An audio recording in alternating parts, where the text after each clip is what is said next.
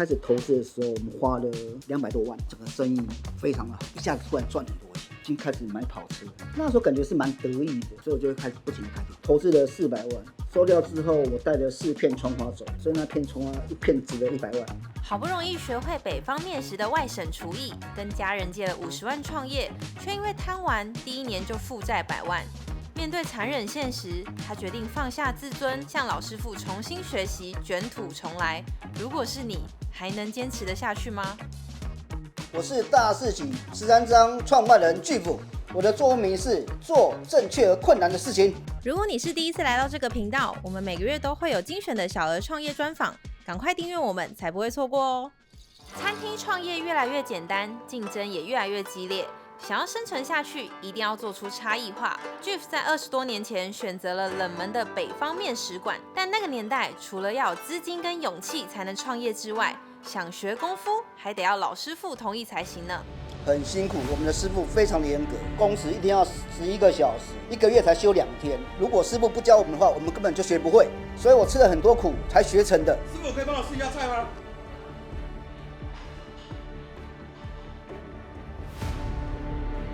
你出事了！这不是我刚研发的脆类皮蛋卷饼吗？大四喜北方面食馆是中立人美好的回忆，一间开在SOGO附近，一间则是开在热闹的中立火车站旁。Q 弹的面条，滑顺的饺子，让在地人回味无穷。但开餐厅的选择这么多，创办人 Jeff 为什么要选择北方面食呢？开北方面食或决定北方面食的时候，那时候我大概17岁，我只对吃的东西，对做餐的东西很有兴趣。那我是不是可以试着说去尝试看看餐饮业？其实我考虑过很多的不同的餐饮，我不要做一个太简单的东西，它有个壁垒，可以不容易被别人所模仿。那我就开始就进入了我的学徒生涯。想打造一间差异化的北方面食馆，心想一定能赚钱，但现实却无情地鞭打着 Jeff。大四喜的第一间店，即便开在中原大学闹区附近，却难逃现实生存的考验。小时候我的活动力算很强，所以我常常会在一个饥饿的状态，然后会对食物会很匮乏，很想吃东西。当我吃饱的时候，其实我是有安全感的，有那种幸福感。那在吃饱的条件之前，我发现人要有钱，有钱才可以满足我对食物的需求，也造成我对创业、对赚钱的一个驱动力跟企图心。我在学了4年半的功夫之后，我很想开家店来证明我的能力。那时候已经23岁了，大概存了17万，然后加上妈妈的帮忙，然后一共大概凑了50万，然后就开始我的创业之旅。我在一个非常热闹的地方做生意，一开始做的时候生意非常好，可是做了几个月之后，我发现我生意是往下掉，我没有办法管理我的员工，我也不会管。我只有那个想要创业的心，可是好像没有任何计划。等到生意一直往下掉，开始付不出货款，越欠越多。那时候赔了多少钱？赔了大概100万，100万。对，我会做餐，也自认为这个餐做得很不错，可是其实它不够好吃。第一间店赔掉了家人的积蓄，也赔了自己的梦想。一般人早就放弃转换跑道。但 Jeff 却坚持要选北方面馆这条路，花了1年重新来过。我失败之后，我每天期望就是我有一天可以重新开店，没有想过要放弃这个事情。然后在1年后，因为有个店面出现，然后我就又开始我的创业之旅。然后我找了2个朋友，我们3个人，一个人10万块，开始去采买一些2手的设备，然后找一间9张桌子的小店面。开始我们第2次的创业，然后在做了大概1、2个月之后，我们其中有一股，因为他觉得太辛苦了，然后他就退出了，然后剩下我们2个人。大四喜但刚开始其实生意不是很好，我们1个月可能只做20多万，工时很长，然后营业额很低，然后又很辛苦。我跟我的股东2个就很认真的每天认真工作，很少放假，生活都在店里面。到了晚上，地上报纸一铺，我们就在那边睡觉。隔天天一亮，6点多，厂商送肉来了，我们也起床了。花了9年时间，把生意慢慢经营得越来越好。后来这个房子，房东因为一些私人的问题没办法再承租，我就自己把大四喜从内坜带到中坜来了。好不容易累积了9年的客人，因为跟股东的意见分歧 ，Jeff 只好自己出来自立门户。观察到很多来吃面的客人是特地从内坜来中坜上班的，就决定把第3间店选在中坜。一开始投资的时候，我们花了200多万。它是在一个中坜最热闹的地方，富人区，旁边都大楼。我的生意的模式也是针对一些比较重视口味、重视环境、重视气氛的客人，它是一个完全不同的一个生意模式。然后果然经过装潢包装之后，整个生意非常的好。我们在元化路的10年，客人也跟着我们排了10年的队，整整排了10年。我现在觉得不可思议，整个获利大概增加了5倍。转战到中坜发展的 Jeff 自己也没有想到大四喜能一炮而红，终于苦尽甘来，生意络绎不绝。但这么大的转变是为什么呢？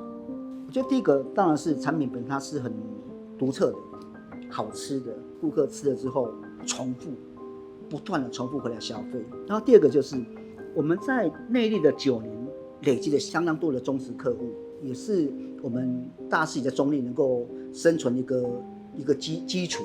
我有观察过，在那个商圈，它是一个富人的商圈，他们要的是一个口味好、环境好、服务好的店。我觉得在某方面，我们大四喜是能够满足这一类客户的一个需求。然后还有一点就是，真的店面是很漂亮，又是一个车水马龙的一个地方，让人家看到这家店想要进来吃吃看。我觉得这几点是这家店很成功的一个关键。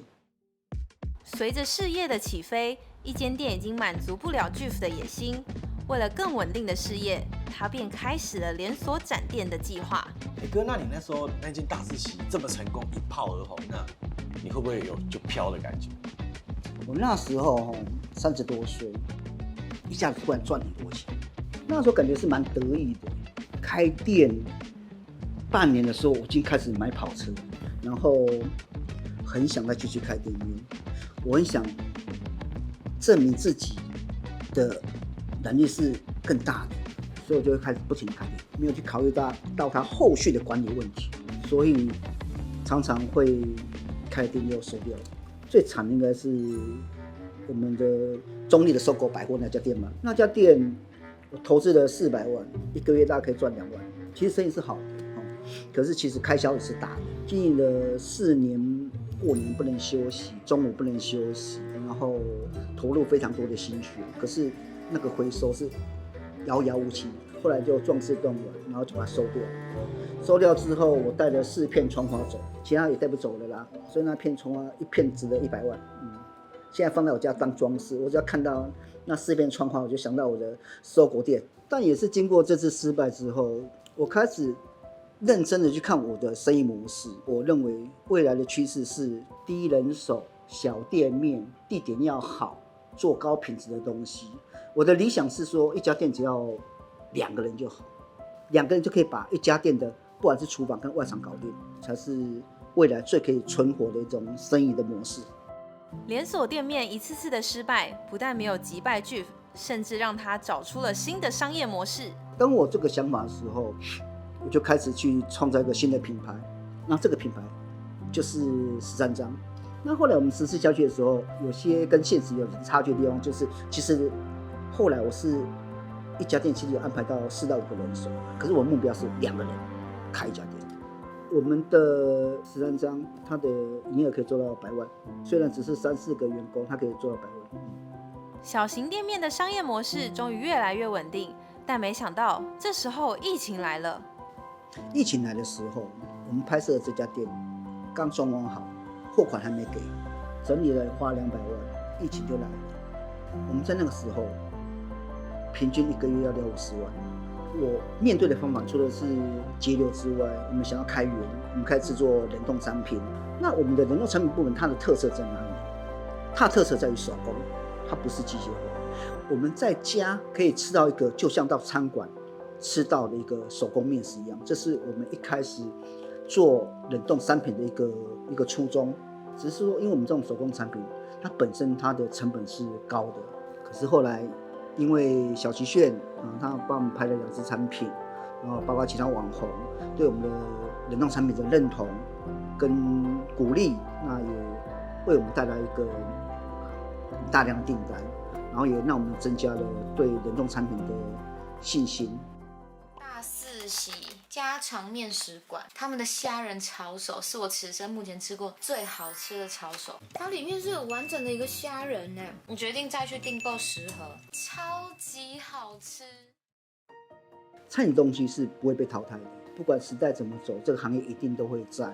只是说这个餐饮要存在，它必须要有一些意义在，要么它是方便，或者是好吃，它是一个让平凡人可以从贫穷到富有翻身的一个很好的一个方法。我对未来台湾的餐饮市场的看法是，必须要小型化，由2个人组成的一个小型的店面，它不用担心缺工问题。在法规上限制上，他们的灵活度会很高。只要你有好的产品、好的地点，好好的去包装店面，在未来我觉得大有可为。我对大四喜跟13章未来的规划，不是开很多家店，我想让客人是一个很好的用餐体验，这个部分带来的成就感、带来的意义，比我开很多家店都来的重要很多。如果能够再重来一次的话，我认为我的餐饮生涯最想提升是我个人的内在部分。一个好的事业，一定要一个成熟负责，可以看到更多事情的一个老板，他才是最关键的地方。来人生一趟，可以留下一些美好的食物、美好的味道给未来的人，这样我觉得是对我来说是一个很有意义的事情。